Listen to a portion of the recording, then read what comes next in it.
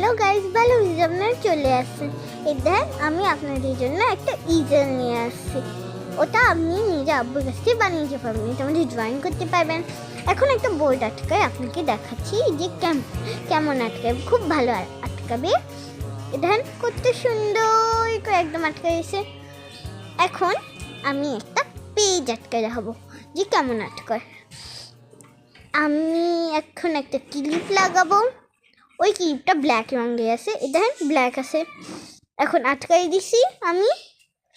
এখন আবার এই ক্লিপ অনেক ভালো করে আটকাইছে।